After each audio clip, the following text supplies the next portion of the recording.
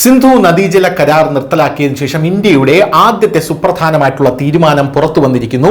ചെനാബ് നദിയിലെ വെള്ളം പാകിസ്ഥാനിലേക്ക് ഒഴുകുന്നത് ഇന്ത്യ നിർത്തിവെച്ചു എന്നുള്ളതാണ് നമുക്ക് മനസ്സിലാക്കാൻ സാധിക്കുന്നത്. ഈ ഭീകരാക്രമണത്തിന് ശേഷം ഇന്ത്യൻ സർക്കാർ കർശനമായിട്ടുള്ള നടപടികളാണ് എടുക്കുന്നത്. ഇരു രാജ്യങ്ങളും സൈന്യങ്ങൾ പരസ്പരം അഭിമുഖീകരിക്കുന്നു. ഇപ്പോൾ ഇന്ത്യ ചെനാബ് നദി അണക്കെട്ട് അടച്ചിരിക്കുകയാണ്. സിന്ധു നദീജല കരാർ ലംഘിച്ച് ഏകദേശം 10 ദിവസത്തിനുള്ളിൽ ഇന്ത്യൻ സർക്കാർ ഈ നടപടി സ്വീകരിച്ചു. ഇത് ചെനാബ് നദിയിൽ നിന്ന് പാകിസ്ഥാനിലെ പഞ്ചാബ് പ്രവിശ്യയിലേക്കുള്ള ജലവിതരണത്തിൽ വലിയ കുറവുണ്ടാക്കും. ഇനിയാണ് യഥാർത്ഥത്തിൽ പാകിസ്ഥാനിൽ വലിയ കലാപം നേരിടാൻ പോകുന്നത് പാകിസ്ഥാൻ എന്നുള്ളതാണ്. ബാഗ്ലിഹാർ അണക്കെട്ടിന്റെ ഷട്ടറുകളും അടച്ചിരിക്കുകയാണ്.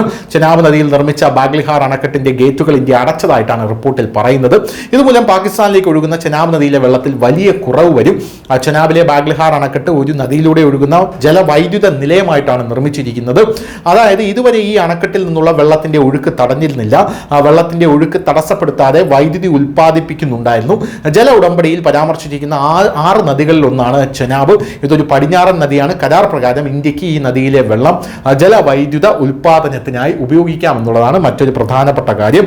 എന്തായാലും ഇന്ത്യ കർശനമായിട്ടുള്ള തീരുമാനങ്ങൾ എടുക്കുമ്പോൾ സിന്ധു നദീജല കരാർ റദ്ദാക്കിയ ശേഷം ഇന്ത്യ എടുത്ത ഏറ്റവും സുപ്രധാനമായിട്ടുള്ള ഒരു തീരുമാനമാണ് ഇത് എന്നുള്ളതാണ് വേറൊരു കാര്യം. പാകിസ്ഥാൻ വലിയ പ്രതിസന്ധിയിലേക്ക് നീങ്ങാൻ പോകുന്നു എന്നുള്ള കാര്യത്തിൽ തർക്കമില്ല. News desk, news India Malayalam.